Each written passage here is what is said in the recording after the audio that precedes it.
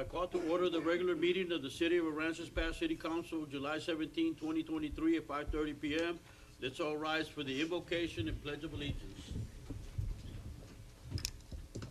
Dear Father, thank you for the blessings that you have provided for each one of us, Lord, and your protection, my Father, from this heat. Thank you. I pray for those that work out in it, that you protect them, my Father. I pray your guidance upon us, the City Council, that we make the right decisions for our town. This we ask in Jesus' name. Amen. Amen. I Pledge allegiance to the flag of the United States of America and to the republic for which it stands, one nation, under God, indivisible, with liberty and justice for all.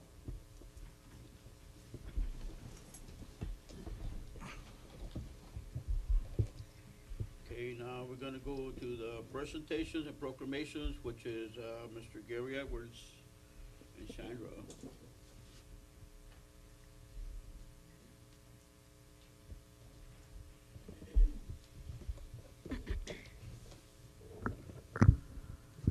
Good evening. Before the meeting, I went ahead and passed out an all funds summary report where we stand with the budget. We just wrapped up our budget meetings this past Friday, I believe. And this is what everybody's asking. The second page that I passed out was the capital outlay, was all the requests from all the departments. It's in the budget right now as it stands. Also in the budget with the request is an electrical inspector, 2 people for the streets department, 2 people for the water distribution department, 2 firefighter positions. That's what's in the budgets as well as it stands right now. So if you'll look at our general fund, I'm not gonna go over all of them. I'm just gonna go over maybe a couple of them, which is the general fund and the water and sewer fund. In the general fund, you'll see that we're gonna start the fund on our balance at 4.3 million as of fiscal year 2022. I'm projecting that we're gonna end up the year at 4.6 million this year. Next year's anticipated revenues is $11.7 million, but our anticipated expenditures with all the capital outlay and new positions requested within the fund is $15.2 million, which we're going to be drawing down the fund balance $3.5 million if we do all the capital outlays and all the new positions, which will give us a fund balance of $1 million, which is not acceptable because we do have to keep the 40% fund balance. Now, our water and sewer fund, we're gonna, for fiscal year 2022, we ended up the year at $10 million. I'm projected that we're gonna end up the year, this fiscal year, fiscal 23, at 11.2 million. Our anticipated revenues for the year, for next fiscal year, is $5.8 million. Our anticipated expenditures is $7.7 million, which would decrease the fund balance of that fund by $1.8 million to make it at 9.3. Once again, the biggest departments, the departments that have had the biggest ask are the general fund and the water and sewer fund. And those are all the capital outlays listed on the second sheet that I passed out to you all. And then the positions that, like I stated earlier, are included in this. We have not done anything with COLAs. We have not done anything with pay adjustments. We have not done any of that. This is just strictly capital outlay and new positions that the departments are asking for. I know that there had been discussions about the fire station. The fire station would have to be either a certificate of obligation or a general bond. So that's not included with the capital outlay purchases. That would be a separate debt issuance all on its own. Do you all have any questions? This is obviously our very rough numbers. We just finished, like I said, the budget process on Thursday, I'm sorry. On Thursday, we are still waiting for our certified values to come in. So obviously the numbers that I use for our property taxes are the numbers from this current year. We are waiting for the values. The values should be here on the 25th, and we're going to be working on seeing where our revenue stands at that point in time. And then obviously between now and the 25th, we're going to, Mr. Edwards, I'm sure, is going to narrow the want list somewhat to a more manageable number. Yes, Mr. So Edwards? just to repeat what you said, this is before any cut. Correct. No cuts. This is what everybody wanted. This is all their ask, everything, new positions, everything. I said before any cuts, but no pay adjustments. Okay. Yes, anything else? No? Okay. Thank you. Thank you, Sandra. Thank you. Okay, now we're gonna go to Marcy. Roxanne? Oh, I'm on the wrong one. Last week? Mayor, council members, my name is Roxanne Baez-Cotroneo, and I'm your city attorney. So today I'm going to give you just a quick update on the 88th Texas Legislative Regular Session. There were more than 8,000 bills filed. Can you believe that? 8,345. But only out of those 8,345, there was 1,258 that actually made it to the governor's signature desk. So 1/8, is that right? I don't do math well, Miss Sandra, is that right? 1/8 of? Out of the 1,258 bills that got placed on the governor's desk for signing, 230 of them, 230 have a direct impact on Texas municipalities. So we are in the process of going through those bills, and we, being the city manager, the city secretary, and I will be meeting with each department director to look at the bills that were passed and what their final language says. Most of these bills will become effective September 1st, and you may be seeing presentations in the near future that change course or policy or procedures based on the legislative session. If you take a look in your agenda packet, there is a legislative booklet that was provided to you. It's more than 61 pages long.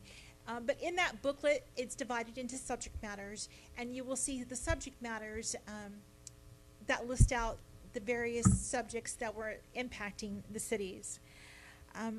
I will tell the public that there looks like there's going to be some good news when it comes to water, because the Texas legislature does give out $1 billion for water infrastructure needs. They're going to place that in a fund called the Texas Water Fund and a new fund called the New Water Supply for Texas Fund. There's also been $1.5 billion that's been set aside for broadband infrastructure.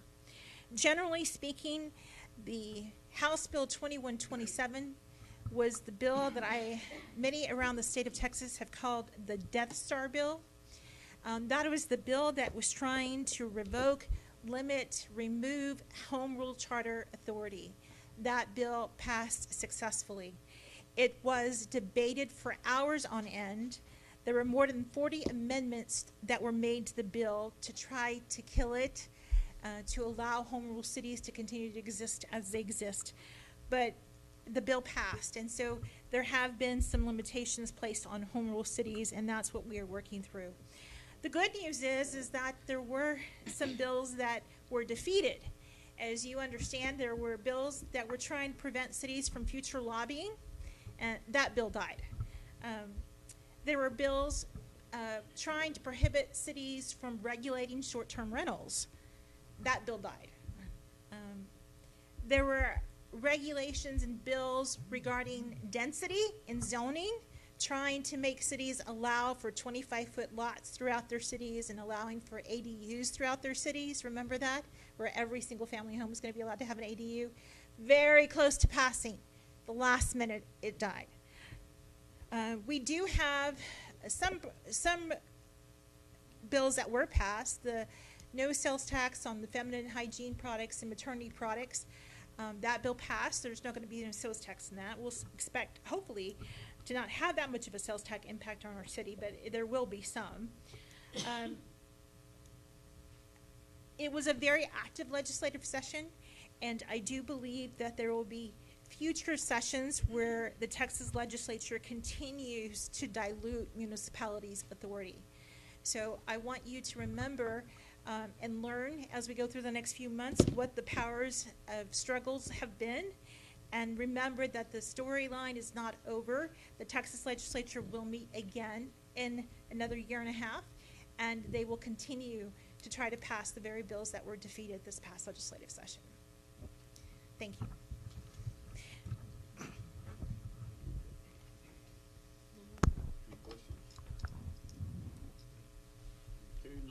go to the board and commission appointments, which is to the Planning and Zoning Commission. Mary? Yes, sir. There's one vacancy on the Planning and Zoning Commission, and that's due to the resignation that we received from Stephen Pronowski. We did receive one board application from James Booth. These appointments, the appointments to the P and Z are subject to confirmation by the council. They're nominated by the mayor and then confirmed by the council.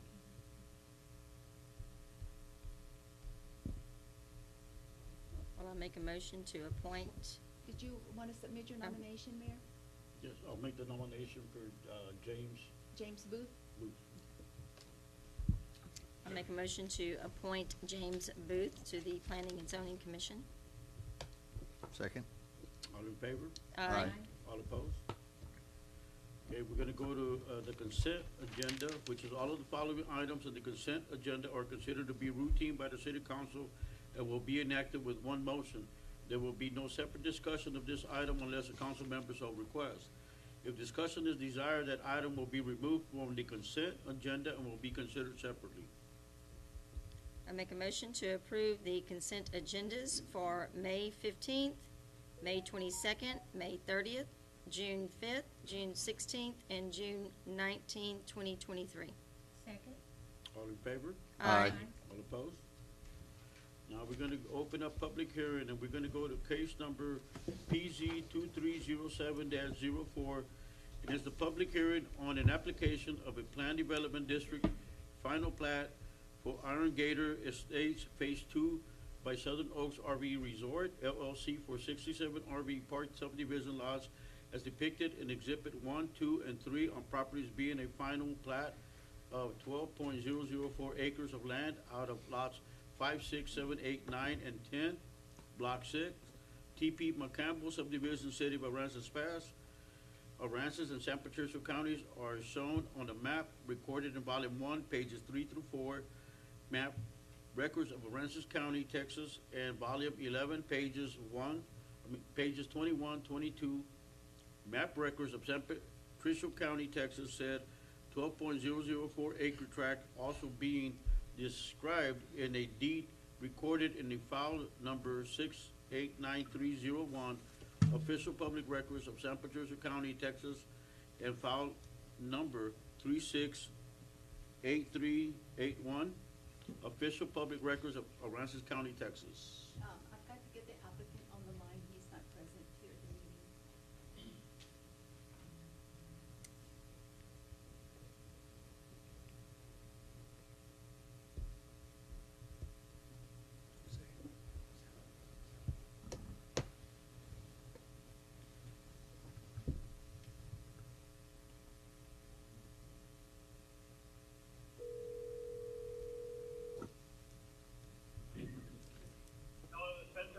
Mr. Fillmore? Yes. Okay, I'm calling you from the council meeting. They've started discussion on your item. Okay. Good evening, Mayor and Council. This is an application for a subdivision plat. If you look at the screen, the red portion is where these 67 individual lots are going to go. And the applicant is the owner of Southern Oaks, and they are doing a phase 2 of the Iron Gator development. If you see down below, that is the white portion is already existing Iron Gator phase 1.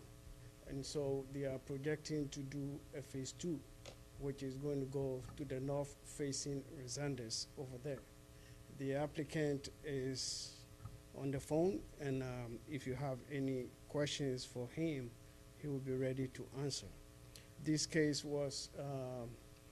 went before the Planning and Zoning Commission last week. That was on the 10th, and they recommended approval based on recommendations from the technical review team that they need to submit an approved drainage plans, and also the fire code requiring 2 street entrances, ingress and egress has to be followed, and also there has to be a fire hydrant for such development to happen. Thank you. Yeah. Okay, it's all within the Any article. comments from the public? Thank you. You have comments? Come on.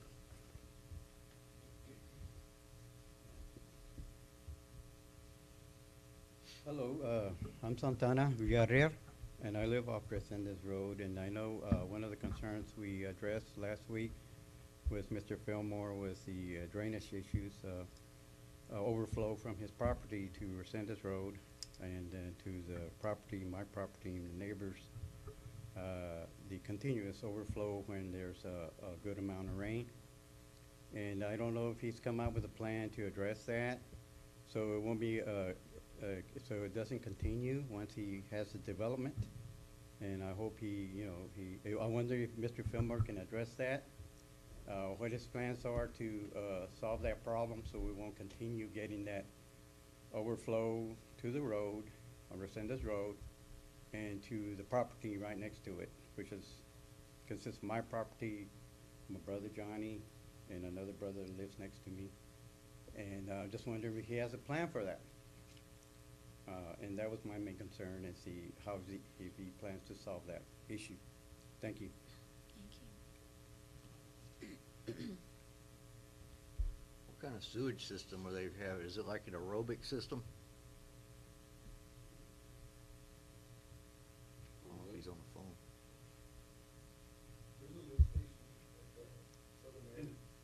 Was that for me, city council member? Yes, sir. Yeah, so it'll be, city sewer. City sewer. Now, would Yeah, the, we extended sewer to, Resendez, year and a half ago. I guess this would be for David, because I know we get all these houses we talk about in the future. I think there's only one lift station out there right now, isn't there? Yeah, there is a lift station. Will that handle all of this? That's, The lift station. okay. Yeah, it was built for that capacity, additional capacity. Okay. And the previous neighbor brought up drainage. There is a challenge with Resendez. Resendez drainage does not go under the state highway, and that neighbor, along with all the other neighbors that want to resolve that concern, need to ask the state to help resolve the drainage underneath the state highway. But we'll, as you guys know, we'll have engineered approved plans, and the city will review those as far as drainage and retention, et cetera. It's not a storage facility. There's a lot of open space. It's not a lot of impervious coverage that will occur. And the pond sizing will be increased dramatically. Are there any questions for me that I can answer or be helpful for? Any other questions? Was that, one of the requirements that he still needed to submit that plan to us? Is that it? Yes. Okay. For drainage? The Yeah, drainage? this is just the planning. After that, this is really where the dollars start getting spent. There'll be drainage, plans and calculations that the planning department will review and approve, so. I know that this is not for that, but I just wanted to make sure that was one of what you Yeah, specified absolutely. earlier, right? Absolutely. Correct. And as you know, water features and large ponds and detention areas can be a beautiful aesthetic, thing, and so we plan on making some significant improvements, along Resendez there. And we're actually working with the county to have the city paved Resendez for the county to pick up from their end all the rest of the way down, so they'll have additional traffic there. I guess that'd be my only concern is just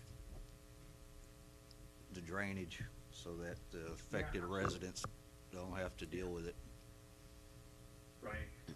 There is just kind of an overall drainage, that all that water from that area flows west. and it's dammed by the state highway and only has a couple places to go under it. So it's really not in the city council, but we really need to. We got out of the meeting, the planning and zoning meeting last week. We had 3 neighbors show up, and their concern is drainage. And I said, we should work together.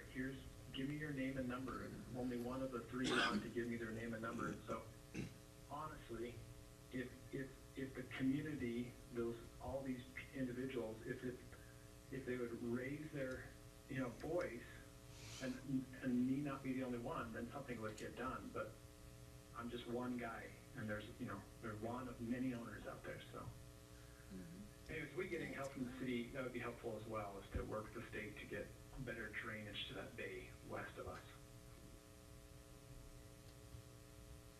That's above and beyond this. That's not the scope of this meeting or this what we're talking about, or this agenda item.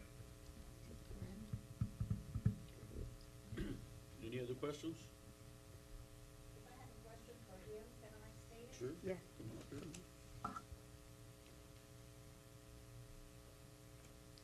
Sure. Yeah, go ahead.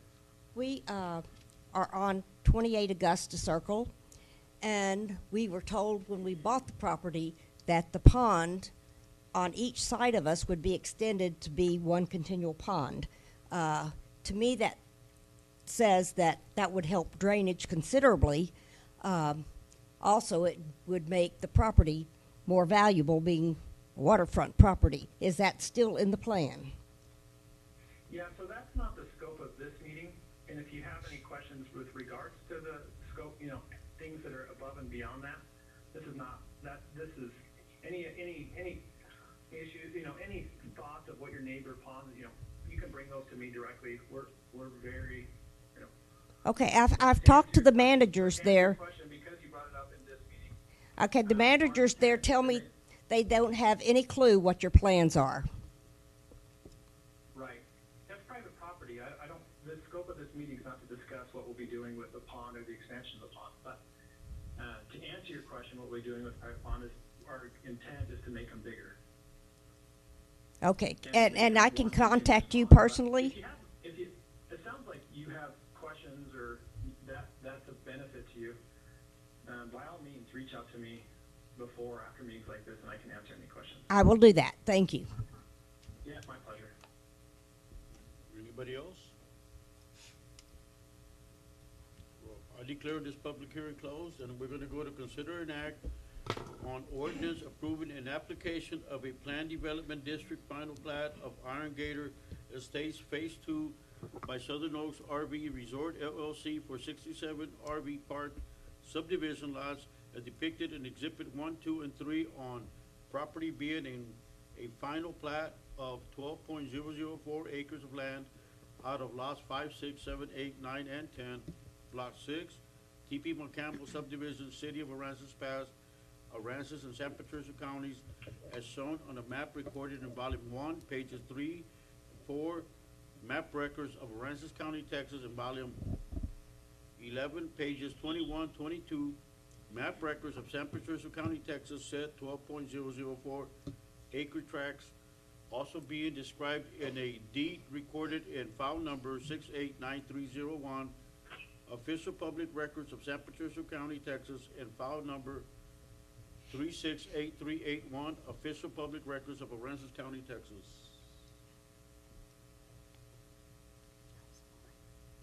David, council? I make a motion to approve an ordinance approving an application of a planned development district final plat of Iron Gator Estates Phase 2 by Southern Oaks RV Resort. Second? All in favor? Aye. All opposed? Aye, and I'll vote aye for this plat, but when it comes to the next round, I'd like to see very convincing details for drainage out there.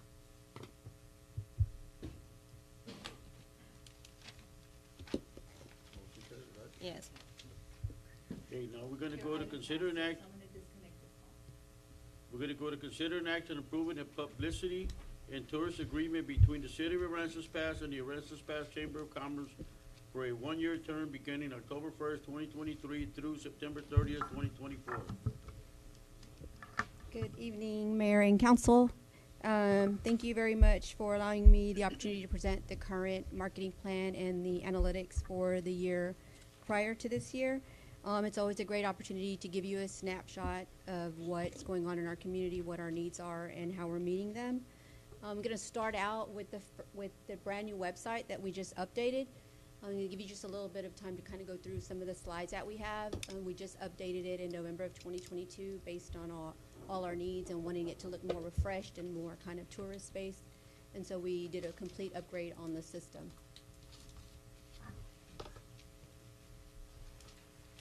On your next slide, you're going to see the website analytics. These are pulling from the website directly. If you'll look, I saw something really interesting with this. I saw that, and you'll see it later on, but most of the time when we're looking at the website, it's really important to look at who's looking at it, male versus female, because we know that we want to attract certain kinds of interest. As you can see on the website, it's males that are mostly looking at our website versus females who later on you'll see in a slide where it's the phone. So women are always on their phone, so we use those tools to be able to market to different things. If we're going to go with women on the phone, then we're going to be looking for things that are more interesting to women versus something on the website which is going to be more interesting to a male.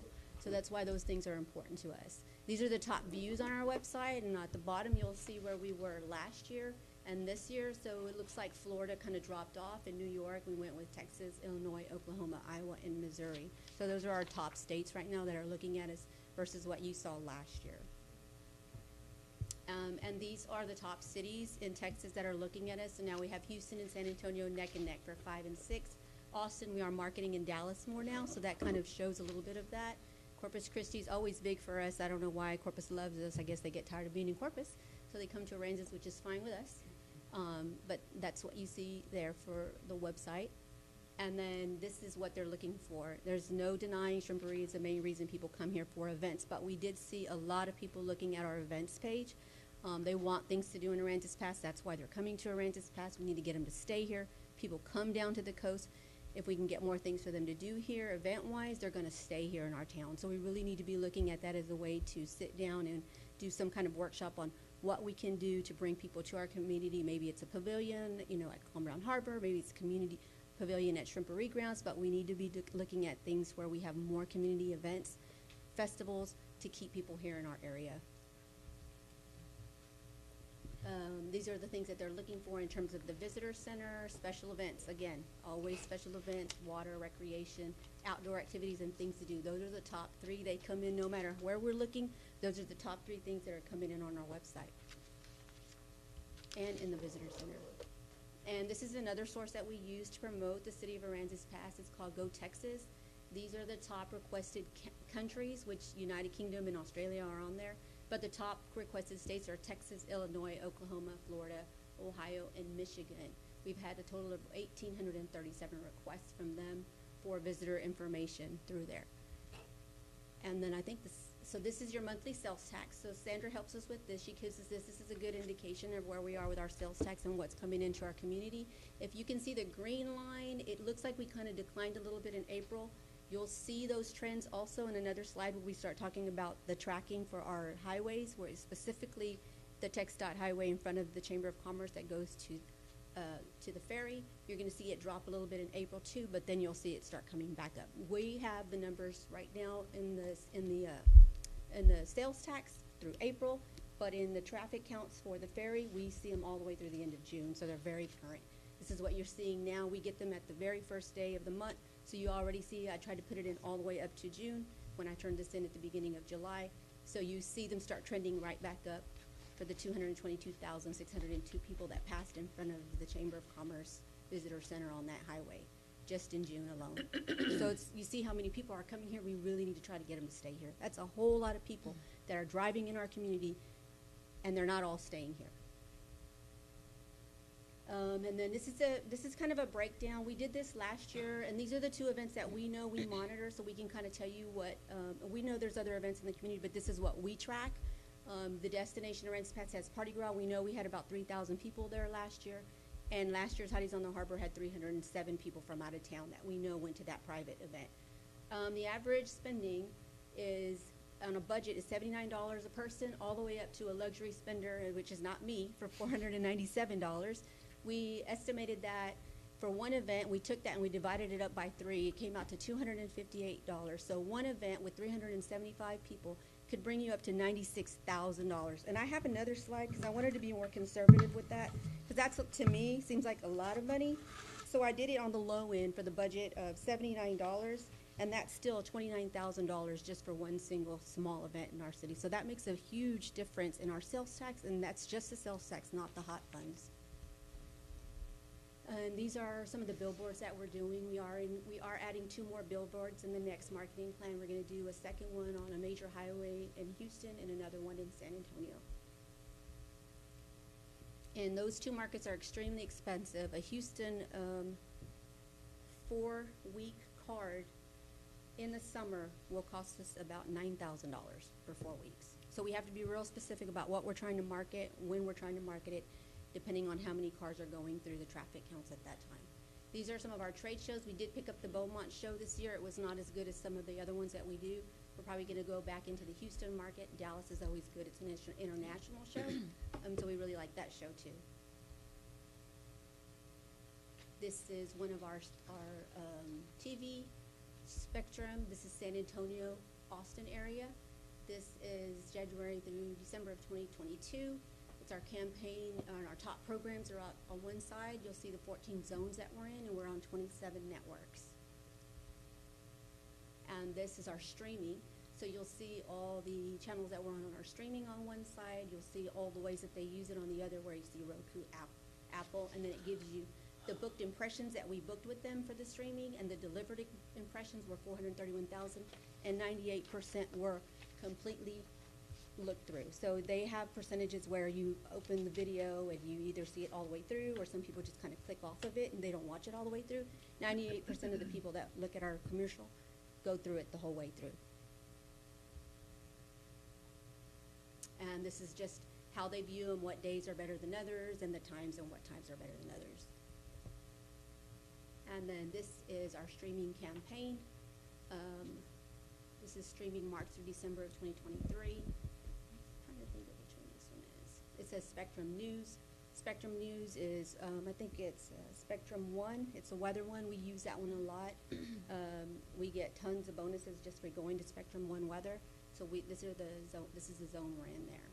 511,000 impressions. And there it is again. So we spend $5,236 with Spectrum Weather 1, and they give us tons of bonuses for that. And let's see, these are the months that we have our commercial in. We're about to go up on those. We're going to start pushing through in January and February now too. Now that there's more things to do, more months things are happening, we can start doing more. These are the social media sites that we manage through the Chamber of Commerce. We've got Hotties on the Harbor, which is in a couple of weeks. It's doing very, very well. This is probably going to be the biggest year. We're opening it up to the public. We're doing live music both days. Food trucks, and so anything we can do to take what we have and make it bigger, so that also the local community comes out, because this is a huge event for outside of our area. We know all these girls are coming in from outside, but what can we do to get our local community in there too? So that's another one that we're doing. So these are all of those. And then this is huge. So this alliance that we did with the city and the school district was huge for us. It's something that we couldn't have afforded on our own, but it's an opportunity for us to promote all the things that we do all through Aransas Pass, not just with the city, but the school and the visitor center. This year alone, Roland has posted 355 total posts just in 2023. We are very active on our social media. The school is very active, and the city is very active. We're trying to push a message that this is the place to be. And if you look outside of any other social media outlet in the surrounding area, we are the most active, and that is because we have this alliance that we're doing together. And this is another stream that we did through Channel 6. So KRS 6 News also does streaming in San Antonio and Austin. We picked up a stream for them for Shrimpery, and these are the results we got. We got 133,639 Facebook impressions through that. Very inexpensive to do. It's not like it doesn't cost as much as TV does. And this is another one that we've done. So these are just examples of the ones that we've done recently. Another one from Channel 6. This is a partnership that we do with the Civic Center and the hotel. We have the board inside the Civic Center. We update it. There's also one at the Candlewood. The Candlewood has a sign that we pushed out to promote the Civic Center and vice versa. So we all three work together to bring people into the hotels, bring people into the Civic Center, bring people into the city of Aransas Pass. And we just renewed this one. This one went up a little bit. It went up about $1,500, but it gave us 4 boards instead of 2 inside the airport.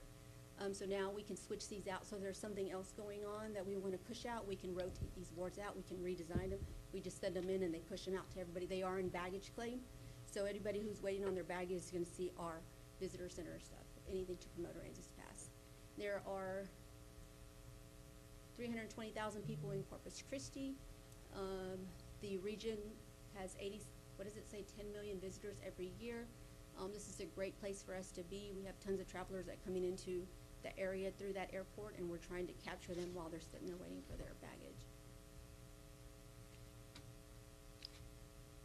And this is just another, see their passengers, 650,000 passengers, 54,000 a month that are coming through there. These are some of our rack cards that we design. We do upgrade these regularly. We use these for our visitor center. We use these to push out to the to all the places that ask for them. We send them all over the place to all our entry points of Texas, and we use them at our shows too. And this is our guide. We are just about out of our run. We did a 3,000 run on these. We printed 3,000 of them. You can see it online. It's on our website, but it's really good piece that we do in-house, and it really promotes all of Aransas Pass. We're just about out. We're about to renew it. In August, we'll start redoing the new copies for the next year. We always get these ready by the end of the year so that when we do our new shows, they're completely updated and brand new. These are all the areas that we advertise in, and if you'll see below that, you'll see all the entry points that we send all of our information out to. Some places a lot more than others, but quarterly at least, but some of those places are just really hot spots and ask for our rack cards and magazines almost every other month. This is a hotel occupancy tax. You can see it's going back up. It's where we were in the second quarter. And these are the dollars you gave us in 2021 and 2022 to market. This right here is really important to me. I'm pretty passionate about this. This is Destination Aransas Pass. It is a board made up of city leaders, the city managers on there, the mayors on there, the school district superintendents on there, Howard Gillespie, the county commissioners on there. We have a port representative on there, and we have someone from the downtown Sharice Pink. So it's made up of different components in the community. It is a working board. We also have a committee, the committees that work on the events. We raise money through there. We're able to do things in the downtown. It used to be Downtown Aransas Pass. We changed the name to Destination Aransas so we could encompass more than downtown. The picture that you see is just that. We use some of the Rudy Abrego Kindness funds, and then we use some of the destination funds to redo that little island in the park. It costs us about $3,500, but it's completely re-irrigated, completely re-rocked. It's got all new landscaping, and we did that right in front of Shrimpery so we could make sure that we had a welcoming look in there. We also redid the sign with Destination Aransas Pass there. We refreshed it. We refreshed the one here in the island where the Christmas tree is. And then if you go to the next slide, we also did these murals that go over the bridge on Redfish. We did that too through that funding. And this is also, these pictures you see are a program of the Aransas Pass Chamber of Commerce. Our leadership class has to do a project when they graduate from their program, and this is the results of that. So we're really proud of them for doing that. Part of our strategic plan for the Chamber of Commerce was to create a couple of committees. One of them was a welcome committee, and with that we're doing welcome signs. We're trying to find ways to fund welcome signs in the entry points of Aransas Pass that are not already there, or enhance the ones that we already have. We are actively working on that, and we also have a committee made up of executive directors that works with the San Patricio County EDC so that we make sure that we have a seat at the table when it comes to economic development for this area. Thank you. Thank you, Rosemary. It was very very good presentation. Thank you. Do you have any questions? No? You want to be on a committee? No, just kidding. Another one. Yeah. Okay, you all have the third quarter report. Well, we have an action item, 7.1. Yeah. Which just to Oh, yeah. approve the agreement. Motion. I make a motion to approve a publicity and tourism agreement between the City of Aransas Pass and the Aransas Pass Chamber of Commerce for a one-year term beginning October 1st, 2023 through September 30th, 2024. Second? All in favor? Aye. All opposed? Okay, y'all have the third quarter report for municipal court and, planning department, and we're gonna go to the community enrichment, which is consider an act and request from the Third Coast Small Business Alliance for the use of land on Con Brown Harbor for a music festival starting September 15th to the 17th, 2023, and it was tabled on 6/5/2020. I haven't heard nothing about it since. Good evening, Mayor and Council. What you have is basically the request that was brought before you previously. It was myself, Hector Rios, Fire Chief Kelly, Police Chief Blanchard, and representative from Tri-County. We met on location to discuss safety concerns and issues. There was no substantial issues that were raised. The discussion flowed very well. All questions were able to be discussed back and forth from police and fire to Mr. Rios. Unfortunately, I found out about 10 minutes ago he has had to go to the emergency room. His plan was to be here to be able to discuss additional details. I know that you all had quite a lot of questions for him, and he was willing and ready to answer those. However, he's not able to make it tonight. I do apologize for that late notice. As I said, I just found that out. One of his main interests was judging your interest in still potentially closing a section of Bigelow Street for this to take place, should you approve the overall request. One of the things that he had was that he was going to allow RV parking there, right? That's what he had, that was part of the presentation. I think that was one of the areas that we had concern about. Yes, that was one of his main areas of concern. Do we have that other attachment, Gary?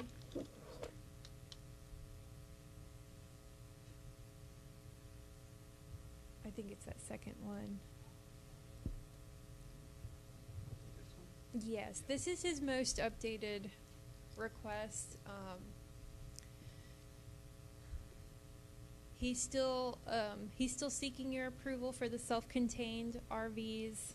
I think that's primarily going to be at this point for a potential EMS station and for vendors. I believe that his intention, based on our last meeting, was to restrict that a little further.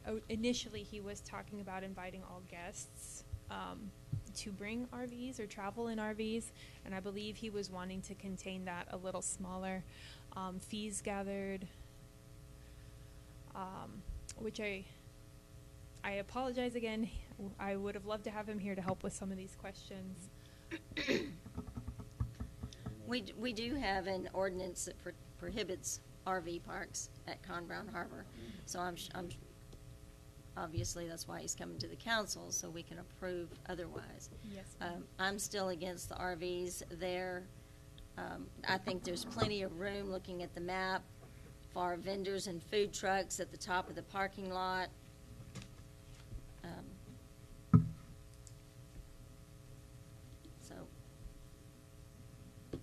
I mean, go for it, do your event, but I'm opposed to RVs. And I do know that it takes a lot more electrical stuff to be able to make it function. Yeah. There's a lot of things that I mean, I understand it's a music festival, but you still need police, you still need Right. A whole lot of stuff. to be Where able is to all make the that. electrical gonna come from for the vendors and the the food trucks Are are they gonna probably have all in, generators? right. Yes, I believe the stipulation was that any mobile facility RVs and what have you would all be self-contained as far as water and electric.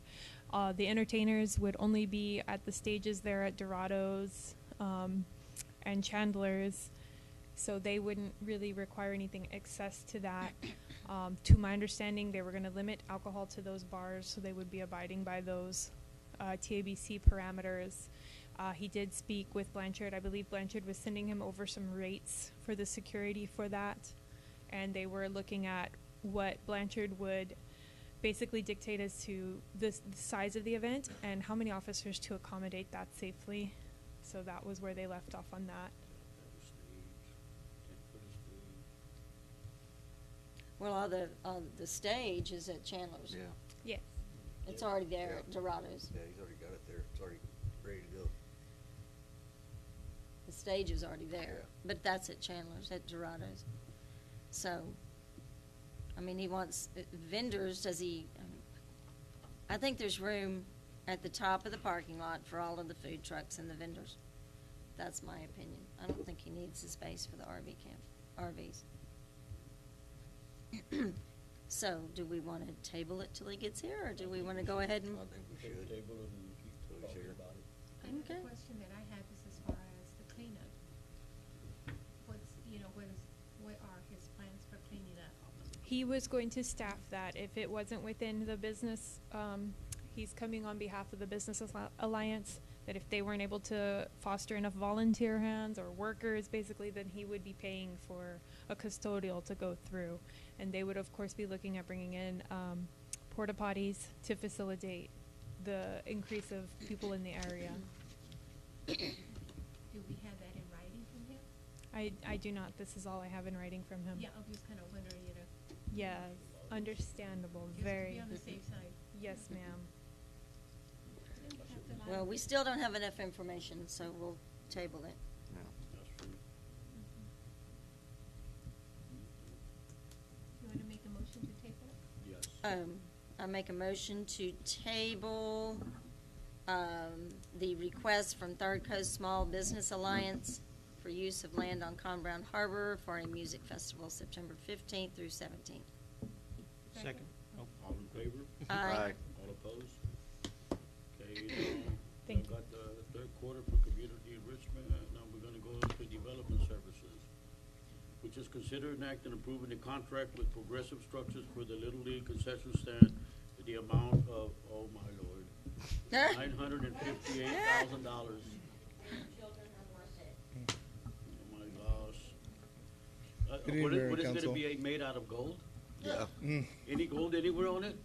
The bathrooms? It's being made out of diamonds. Mayor. The toilet seat.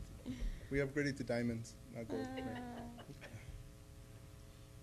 So we did have three bidders. We did have, the lowest bidder was $668,000. The second lowest bidder was $958,000, and the highest bidder was $1.1 million. The bidder that bid $668,000 actually withdrew their bid the very next day or so. So the recommendation would be to go to the next bidder, which is $958,000. What's the size of the building? The size is 2,150 square feet. So if you were it's- to break it up so for, it's like,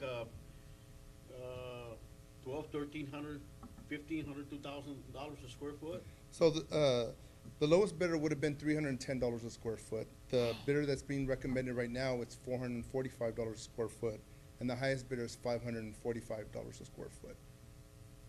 So Wow. the one that's being recommended would be $445 a square foot. That is like a custom home on Ocean Drive. No, I don't know. Trust me, I I'd- think we That ought to go is- back and, go find somebody else to do it. It's a concrete block, building.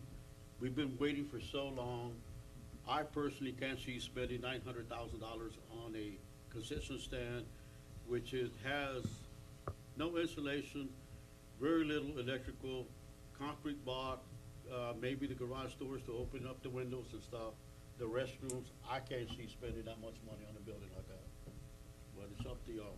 I think we ought to put it back up there, find some other bidders who can, get a much decent price. I think we need to get it built because this has been dragging out for years. And we just need to get this, we need to get the ball rolling on it. And you did before put it's it on another season. Civcast, correct? Yes, correct. And we you only advertised for got 3 3? weeks. Yeah, I know you straight. did. So You- we normally, what's required is 2 weeks minimum, but we actually added an extra week in there. And not to mention, we extended another 3 days because of 4th of July, so it was basically 3 weeks and 3 days, so we spent it pretty far. If we do go back to the drawing board, it might be a good idea to revisit the scope of work, maybe reduce the scope of work, because if we go out and rebid the exact same thing, the bidders are not gonna take us seriously, because they're like, we already bid the first time, you basically just rebid it again, then change the scope of work, and then we might not get any bidders. So it might be better just revisit the scope of work if that's the route you guys want to go. I agree with Jason. I think we just need to proceed with it because we haven't been years, but it's been needed for that length of time. And I think if we go out for more, it's gonna delay the project and we're gonna probably run into that next Little League season, but even the other Little League season. So I just think we need to, in my opinion, we need to. In my opinion, we've been waiting for so long to try to do that work, and now not being able to go back to rebid it to get a better price, to be able to utilize the money better, is kind of like, to me, kind of like not that good, because the building was supposed to be started on June 1st, and we're in the middle of July. I'm just saying, it's a lot of money for a small building, and for what it's gonna have in that building, that's a lot of money. I mean, and I've been in construction for a long time, and for you to pay that much money for a square foot, not even the most luxurious house out there, even in Pelican Cove and any other place, is not even close to that per square foot. And that's where you're looking at a lot more detail to the house, sheetrock, insulation, painting, cabinets, and all kinds of stuff. And for this building that's so, has really nothing in it, for that price, it's a little too much for me, but it's up to y'all.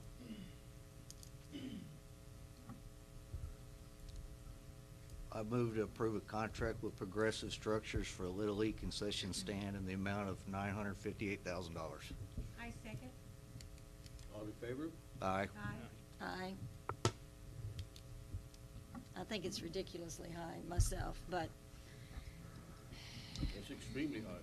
it's extremely high. It passed. It passed, so there you go. Mr. Dominguez, did you vote? Yeah. Oh, it's very high. Okay, now we're gonna go to consider an act and approving change order number four to the contract with R&S Parker Construction LLC for the Hurricane Harvey Recovery Drainage Improvement, an additional 67 construction calendar days. Now, this is a no-cost change order. As a matter of fact, this request did not come from the contractor. It actually came from Grant Works. The project has been finished. We're trying to get the paperwork to match the actual finish date. So they recommended we can come ask for an additional 67 days just to get basically everything to line up. I make a motion to approve change order number 4 to the contract with R.S. Parker Construction LLC for the Hurricane Harvey Recovery Drainage Improvements, an additional 67 construction calendar days. Second. All in favor? Aye. All opposed? And now we're gonna go to public safety, which is consider an act on request from the Aspen Company for the use of one of the Aransas Pass Police Department boats to assist them with the Dale Miller Bridge fiber project. Good evening, Mayor and Council.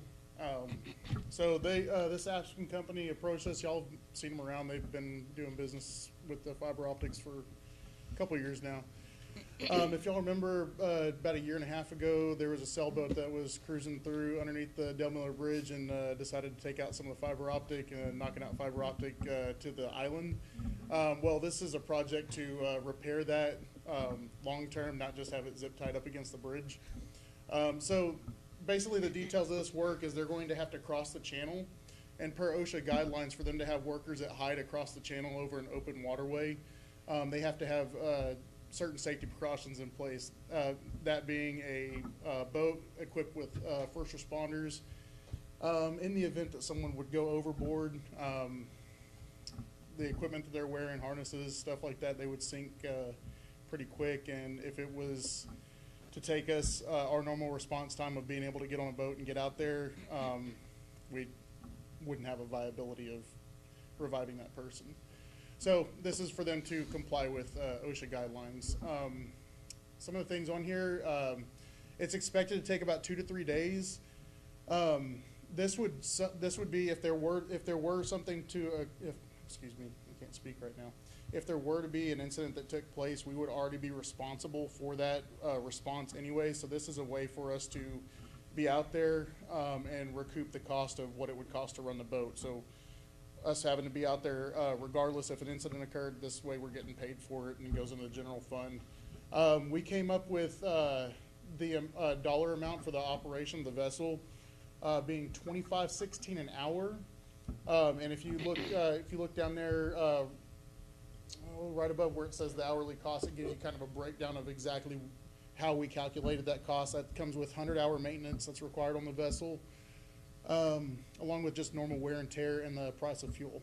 And we basically calculated our normal consumption rate an hour for fuel on the vessel, and this would be at idle.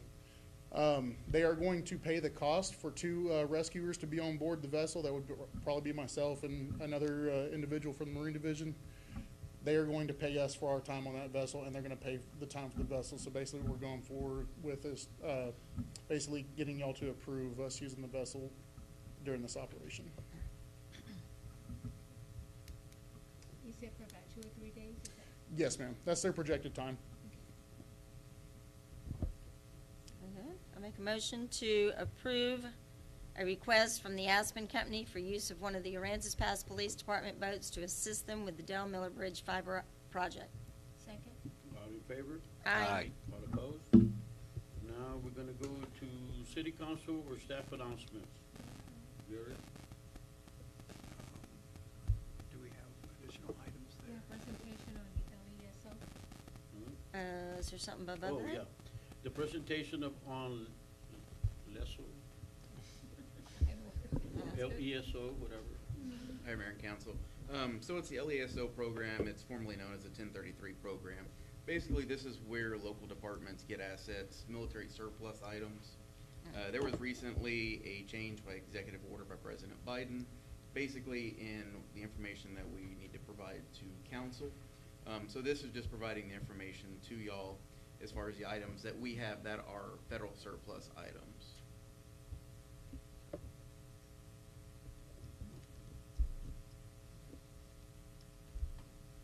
Any questions? Now we go to city council.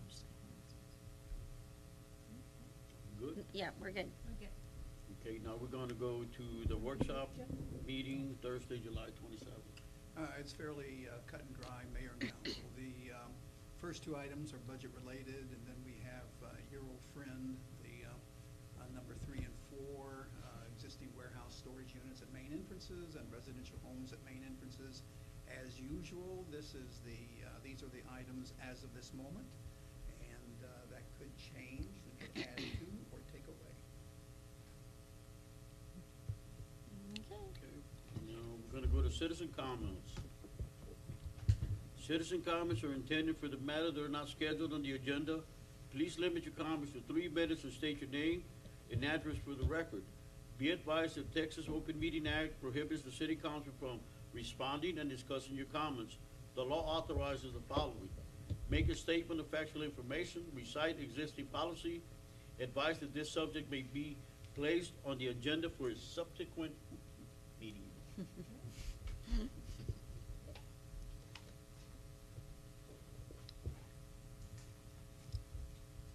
Hello, my name's Myron Schrader, 246 East Stoddard, and I'm here to represent Faith Lutheran Church at 938 West Lot.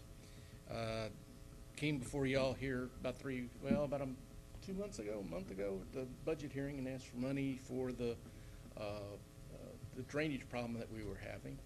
And about 3 weeks ago, the city came out and actually just basically scraped off about 3 inches of the topsoil right next to the road. And about a week later, we had a 3-inch rain come by, and it helped. And I'm here to express our congregation's thanks to y'all and to the Public Works Department for doing that in such a prompt manner. And it seems to have helped, and we're optimistic that this will help solve the problem. So, Thank you. Thank you. Thank you. Thank you, David. Anybody else?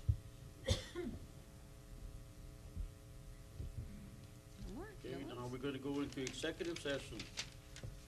Section 551.071 of the Texas Open Meeting Act to meet with his attorney to seek legal advice on a matter in which the duty of the attorney to the city council under the Texas disciplinary rules of professional conduct of the State Bar of Texas clearly conflicts with the Texas Open Meeting Act relating to wet slip permits, Noasis CAD number 380310, a 28.61 acres of land on Ransom Island, Track 7, commonly known as 630 East Ransom Road, Aransas Pass, Texas. Section 551.071 of the Texas Open Meeting Act to meet with the attorney to seek legal advice on a matter in which the duty of the attorney to the city council under the Texas disciplinary rules of professional conduct to the State Bar of Texas clearly conflicts with the Texas Open Meeting Act and Section 551.087 deliberations regarding economic development negotiations relating to Combrown Harbor Lease, Underwater Service Incorporated, and Third Coast Rentals. Section 551.087 deliberations regarding economic development negotiations related to Movies, Inc.